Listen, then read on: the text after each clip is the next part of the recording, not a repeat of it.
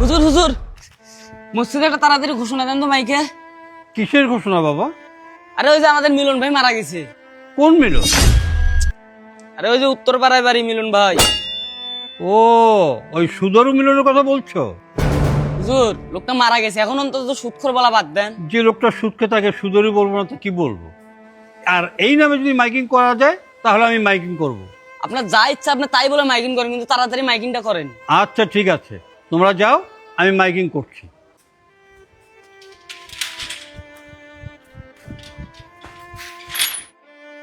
একটি শোক সংবাদ, একটি শোক সংবাদ। উত্তরপাড়া নিবাসী বিশিষ্ট সুদখোর সুদের ব্যবসায়ী মোহাম্মদ মিলন মিয়া কিছুক্ষণ আগে ইন্তেকাল করিয়াছেন। ইন্না লিল্লাহি ওয়া ইন্না ইলাইহি রাজিউন। কিরে শাহরিয়া, হুজুরে মাইকে এসব কি বলে? একটি কেন তুই শুনিস নাই? মিলন শুধু মারা গেছে। শোক সংবাদ। ঠিকই কইছিস তুই। দুনিয়াতে বেঁচে থাকতে লক্ষ লক্ষ লক্ষ কোটি টাকার বাড়ি সম্পদ সবকিছু করে ফেলাইছে, আর এখন থেকে মারা গেছে। তারপরে হুজুরটা কি বলতেছে এসব? আরে থাম, সুদ খাওয়া যে এত হারাম এটা তো আমাদের ধর্মে আছে, ঠিক আছে? ঠিক আছে। হুজুরে যে কাজটা আজকে করছে না, একদম ঠিক কাজ করছে, একদম একদম ঠিক উচিত কাজ। হয়েছে কাজ। আরে সুদখোর, তোর মরার পরও শান্তি নাই রে, তুই আরো সুদ খা।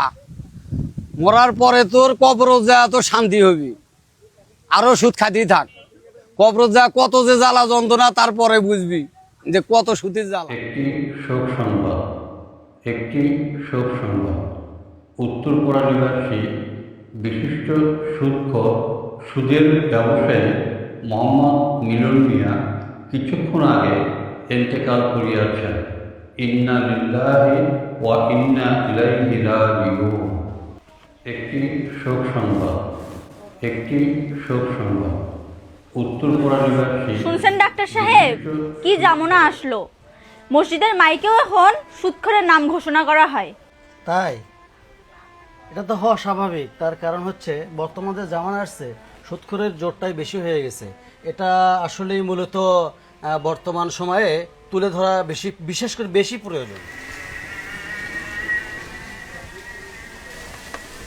কই যায়? শহরে যাবো, একটু কাজ আছে।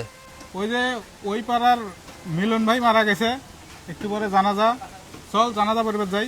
সুদেরুর জানাজায় আমি যাব না, ভালো মানুষের জানাজা পড়তে সময় পাই না, আর সুদেরুর জানাজায় যাবো। যা তুই, আমি যাব না ওখানে।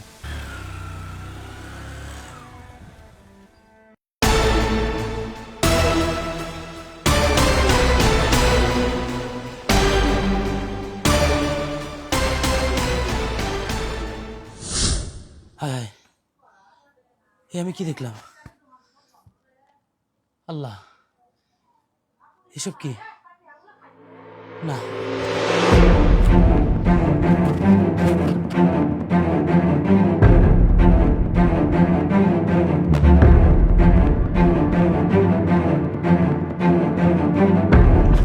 আরে ভাই, কি ব্যাপার? এরকম হাঁপাচ্ছেন কেন? কি হয়েছে ভাই? হুজুর, আমি আপনার কাছে যাচ্ছিলাম। কেন ভাই, কি হয়েছে? আমার একটু জরুরি ভিত্তিতে মসজিদে যাওয়া দরকার। চলেন না হুজুর, একটু মসজিদে যাই। দেখুন, আমি তো ইতিপূর্বে আপনাকে অনেক দিনই বলেছি যে ভাই আসেন, মসজিদে আসেন, 5 ওয়াক্ত নামাজ পড়ি, আমরা মুসলমান, নামাজ আমাদেরকে পড়তেই হবে। তা হঠাৎ করে আজকে আমাকে মসজিদে নিয়ে যেতে চাচ্ছেন, কারণটা কি ভাই বলুন তো দেখি। কারণ একটা আছে হুজুর। কি কারণ বলেন, আমি একটু শুনতে চাই। আমি গত কয়েকদিন যাবৎ ঘুমাতে পারি না। আপনি তো জানেন আমি টুকটাক একটু টাকার ব্যবসা করি। হ্যাঁ, আজকে ভোরবেলা ঘুমাইছি, একটু আগে আমি ঘুম থেকে উঠছি। ঘুম থেকে ওঠার পরে না আর নিজেকে আমি কন্ট্রোল করতে পারতেছি না হুজুর। আমি স্বপ্নে দেখতেছি আমি মারা গেছি। আপনি মসজিদের মাইকে ঘোষণা দিচ্ছেন উত্তরপাড়ার অমুক সুদখোর মারা গেছে। আর এটা শোনার পরে আমার এই এলাকায় যত পরিচিত অপরিচিত লোক আছে তারা সবাই আমাকে নিয়ে হাসি তামাশা করতেছে। অনেকেই বলা বলি করতেছে ভালো মানুষের জানাজা যাইতেই সময় পাই না, আবার ওই সুদখোরের জানাজায় যাব। আমার জানাজাও কেউ পড়তে চাচ্ছে না হুজুর। এটা দেখার পরে না আসলে আমি আপনাকে কিভাবে বুঝাবো। আমার মনে হচ্ছে এই জীবনে মনে হয় আমি অনেক অনেক বড় ভুল করছি হুজুর। আমি মৃত্যুর পরে কি হবে সেটা আমার বোঝা হয়ে গেছে হুজুর। এখনই মানুষ আমাকে সুদখোর, ঘুষখোর, খারাপ মানুষ বলে আখ্যা দিচ্ছে। না জানি মৃত্যুর পরে আমার কপালে কি আছে। হুজুর, ও হুজুর, আমাকে আমাকে বাঁচান হুজুর। আমি এই পাপ কাজ থেকে ফিরে আসতে চাই হুজুর।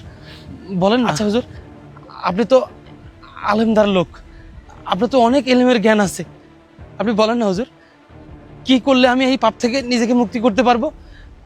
বলেন না হুজুর। অবশ্যই মুক্তি পাবেন। এটা তো আপনার স্বপ্ন নয়, এটা আপনার ভিতরে মানুষটাকে আল্লাহ পাক রাব্বুল ইজ্জত জাগ্রত করেছেন। এক কাজ করুন, আপনি এই পথ থেকে চিরদিনের জন্য তওবা করুন। আর আল্লাহ পাক তাওবাকারীকে বেশি পছন্দ করেন। আর আপনি তো জানেন, হাদিস শরীফে আসছে আল্লাহ পাক রাব্বুল আলামিন ব্যবসাকে হালাল করেছেন, সুদকে হারাম করেছেন। সুদ যে খায়, যে নেয়, যে সাক্ষী হয়, উভয়ে একই দশে দূষিত।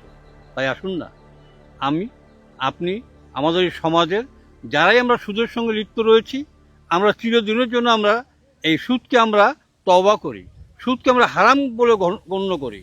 তাই এক কাজ করুন, এখন তো আমি পারবো না, আমিও ক্ষুধার্ত, বাড়িতে যাব, খাওয়া দাওয়া করবো, একটু বিশ্রাম করব। আসরের ওয়াক্তে এলাকার মই মুরব্বী অনেকে আসে নামাজ পড়তে, আপনিও আসুন, ওই মুহূর্তে আপনি তওবা করুন। হুজুর, আমি তওবা করবো হুজুর। আমি আল্লাহর কাছে ক্ষমা চাইব। প্রয়োজনে আমি এ পর্যন্ত যত টাকা মানুষের কাছ থেকে জুলুম করে নিছি, এই সুদের জন্য আমি যত টাকা মানুষের কাছ থেকে আদায় করছি, আমি সব টাকা আমি মানুষকে দান করে দেব। আমি প্রত্যেকটা মানুষের কাছে ফেরত দিয়ে দেবো হুজুর। হুজুর, আপনি আমাকে বাঁচান হুজুর। আমি এই পাপ থেকে ফিরে আসতে চাই হুজুর। আমি এই পাপের জীবন চাই না হুজুর। চলেন না, আমি এখনই তওবা করবো হুজুর। আমি তওবা করে এই রাস্তা থেকে ফিরত আসবো হুজুর।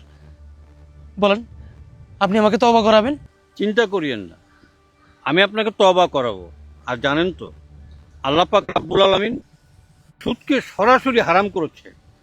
সুদ যে নেয়, সুদ যে খায়, সুদের ব্যবসা যে করে, এটা মায়ের সঙ্গে জেনা করা।